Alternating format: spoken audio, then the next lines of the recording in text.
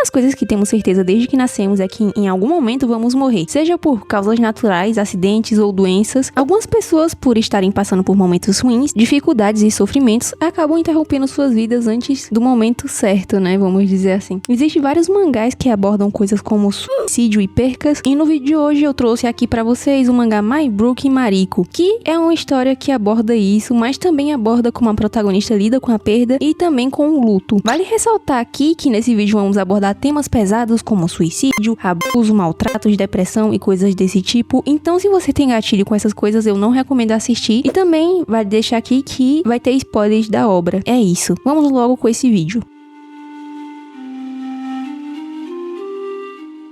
E aí, clã, tudo suave? Cá estamos nós com o mangá de My Brook Mariko. Como eu falei no vídeo dos mangás que eu comprei, acabei comprando essa belezinha aqui por recomendação, que deixaram lá no vídeo de Helter Skelter, né? Inclusive, se você ainda não assistiu, recomendo assistir, vai estar aí no card. Eu não sabia de nada, então só fiquei ciente do que se tratava a história quando o mangá chegou. E eu escrevi o roteiro desse vídeo enquanto lia, então eu lia um capítulo e escrevia sobre, e depois acrescentei uma coisa ou outra, mas as coisas foram bem na hora mesmo, tá? Pra ser de fato o que eu tava pensando. Mas, do que se trata esse mangá, né? My Brook Mariko é um mangá sobre a Tomoyo Shino, que acaba perdendo a amiga, pois ela acabou se suicidando. A amiga dela era a Mariko Ikigawa, que passou por maus bocados até chegar ao ponto de decidir se matar, né? A história foi feita pela Waka Hirako. O mangá é um one shot que foi lançado em 2019, tendo 4 capítulos e um capítulo extra. Cara, uma coisa que me pega muito nessas histórias sobre suicídios e abusos é porque geralmente elas são baseadas em fatos reais, com experiências do autor ou de pessoas próximas. E pesquisando um pouco, ao que parece, a história foi de certa forma inspiradas na mãe dela, que é uma sobrevivente de abuso, e ela queria ter podido defender a mãe dela disso. A personagem principal foi baseada nesse sentimento que ela tinha. Bem, vamos com a história.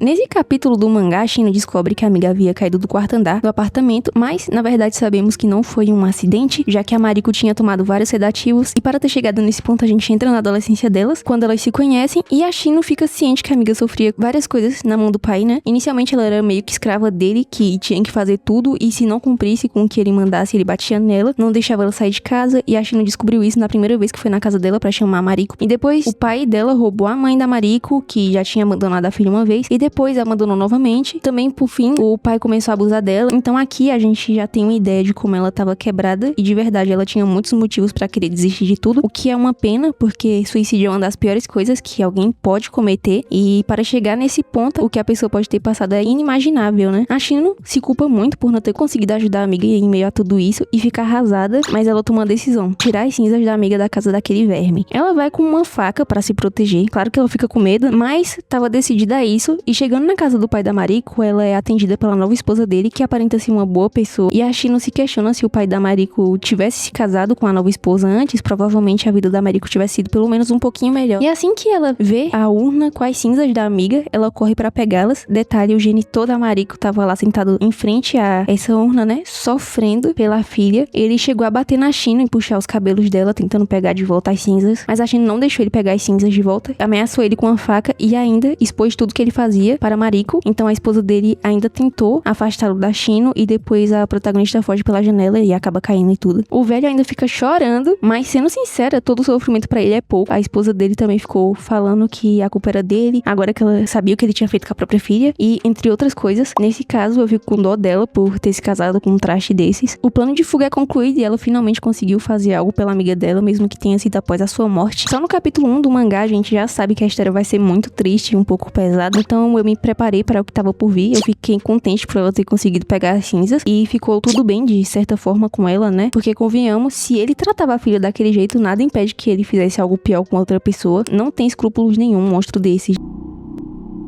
No capítulo 2, temos a Tomoyo chegando em casa, e ela tava sentindo muita dor por conta do cara lá que tinha chutado ela, e também veio o caminho da casa dele até a casa dela descalça, né? E chegando lá, ela começa a juntar as coisas para ir embora, já que eles poderiam ter ligado pra polícia por ela ter roubado as cinzas da Mariko. E nesse capítulo ela lembra das cartas que a Mariko escrevia pra ela. Na maioria das cartas a Mariko fala sobre coisas que aconteciam durante os dias dela, ou coisa do tipo, e em todas as cartas ela se refere a Shino com bastante carinho. Não é à toa, já que a Shino era a única pessoa com quem a Mariko poderia desabafar desabafar e se sentia confortável. Para a China, a Mariko também era a única pessoa que ela tinha e fica muito triste relembrando de todas as cartas. Ela também fica bem frustrada que a Mariko morreu e sequer deixou uma carta para ela, pelo menos uma última carta, né? Mas decide sair para uma viagem com a amiga. Ela queria ir para o Havaí, mas não conseguiria levar as cinzas da Mariko. Então ela tenta pensar em qual outro lugar a Mariko queria ir e lembra que quando elas eram mais novas, a Mariko tinha falado que queria ir para Marigaoka e para realizar esse desejo da amiga, ela foi para esse lugar. Bom, ela também leu outras cartas da Mariko no ônibus, né, enquanto tava indo na viagem, até apagarem as luzes do ônibus. Uma coisa sobre essa viagem é que a Shino simplesmente foi fugida, meio que ela tirou férias sem os chefes dela ficarem sabendo e ainda tinha a chance da polícia estar procurando ela, não que estivessem, né, mas ela achava que tava. A única coisa que importava mesmo era essa última viagem com sua querida amiga.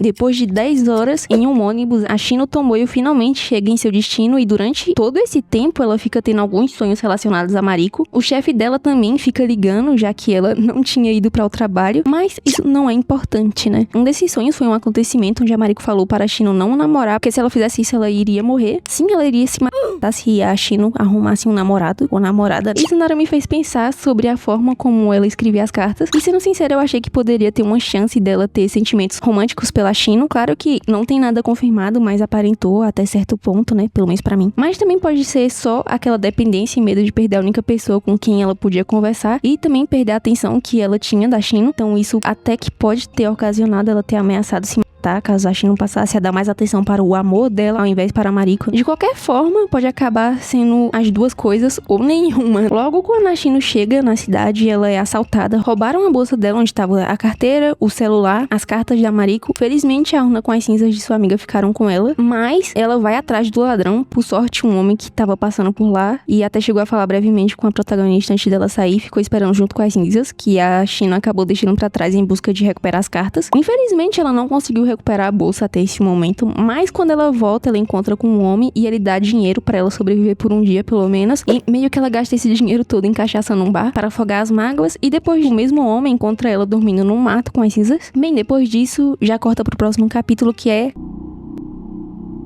Aqui ele fala que ela é durona porque ela conseguiu se embebedar e dormir em um lugar onde ela não conhecia. Ele tava pescando no lugar, inclusive. E ele também fala que se ela precisar de ajuda, é só falar. A Shino fala que vai devolver o dinheiro e ele fala que foi um presente e aconselha ela a tomar um banho, comer uma comida decente e dormir, porque do jeito que ela tava, não ia conseguir pensar direito. Ela até desabafa um pouco em relação a Mariko e depois vai embora. Nos é mostrado outra lembrança de quando a Mariko estava viva. Nessa lembrança, a Shino tava protegendo a Mariko do namorado que ela tinha. Ela diu a Mariko, né? E aqui a gente descobre que ela não sofria só por causa da mãe e do pai, como também, mais pra frente, sofreu com um relacionamento tóxico, né? Então o buraco é muito mais fundo do que pensamos na história. Depois disso, a Tomoyo vai para o Pontal Marigaoka, que era o objetivo desde o início, e começa a relembrar de algumas coisas, como a Mariko se culpando pelas coisas que aconteciam, e a Shino falando que não era culpa da amiga, né? Outro ponto que nos foi mostrado é a Mariko falando que queria ser filha da Tomoyo, porque não aceitava ser filha da mãe dela, que abandonou-la. Então aquela coisa que ela potencialmente poderia ter um sentimento romântico pela Tomoyo quase cai por terra,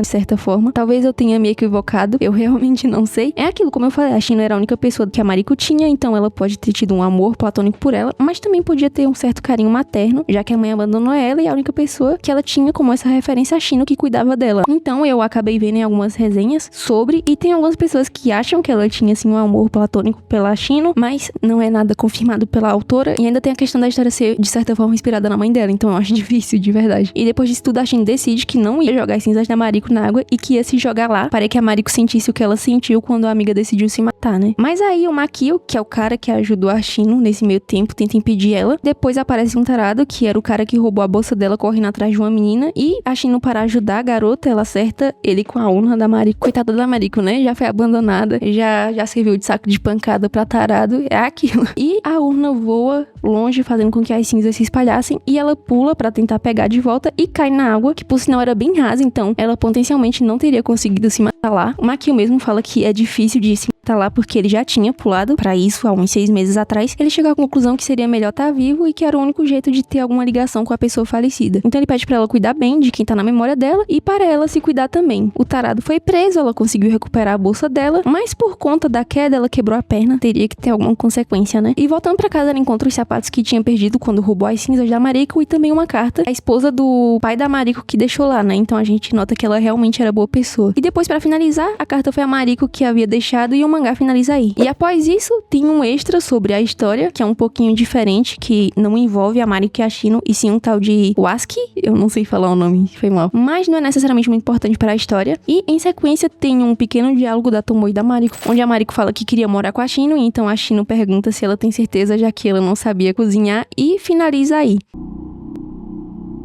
Bom, sendo sincero, eu gostei bastante do mangá, a história tem o seu peso. Como eu falei anteriormente, eu li algumas resenhas também e uns reviews sobre o mangá, depois que eu terminei de ler ele. E eu vi que algumas pessoas falaram que a história era uma fetichização sobre o suicídio e coisas do tipo, então o mangá tem grandes críticas em relação a isso. Tem outras pessoas que comentaram que a autora estragou tudo quando a Shino foi curada, entre muitas aspas, pelo primeiro cara que apareceu. Eu particularmente não acho que seja isso. Primeiro que a maior parte do mangá a Shino tava agindo sem pensar, ela tava lidando com o luto e era praticamente a única pessoa viva sofrendo pela morte da Mariko. Ao meu ver, a história não é especificamente sobre suicídio, e sim sobre como a Shino lidou com o luto em relação à amiga dela. Claro que o suicídio foi um dos tópicos abordados e que a autora poderia ter abordado mais sobre, mas ao que a história se propõe, a autora entregou o esperado. A história é pesada, tem sim seus pontos confusos que merecem uma atenção a mais. Por exemplo, o final, pra mim, eu tive a sensação que o final foi muito rápido e eu achei que merecia uma atenção mais ali. A autora poderia ter mostrado, pelo menos a última carta da Mariko, ia deixar um peso muito maior na história, né? Na parte que ela usou pra falar do Yasuki, que não tinha nada a ver com a história das amigas, poderia ter usado pra dar uma extensão na história delas, mas é aquilo também, devemos levar em consideração que é um one shot, a história, querendo ou não, vai ter alguns pontos não elaborados e coisas que ficam em aberto, como em relação a Mariko se sentia sobre a Shino, e depois que eu terminei de ler o mangá, ficou claro que era uma dependência que ela tinha sobre a amiga. Se tivesse um desenvolvimento nesse aspecto, a história seria de 10 de 10 pra mim. Como não teve isso, eu coloquei 8 de 10, se eu não me engano. Em um geral, a história é boa, a leitura foi rápida e interessante. Como falado, tem temas muito pesados que podem gerar gatilhos, então pense sobre antes de ler. É isso, o que vocês acharam da história de My Broke Mariko? Comentem aí, deixe seu like se gostou do vídeo, que me ajuda muito, e eu vou me despedindo por aqui, até a próxima.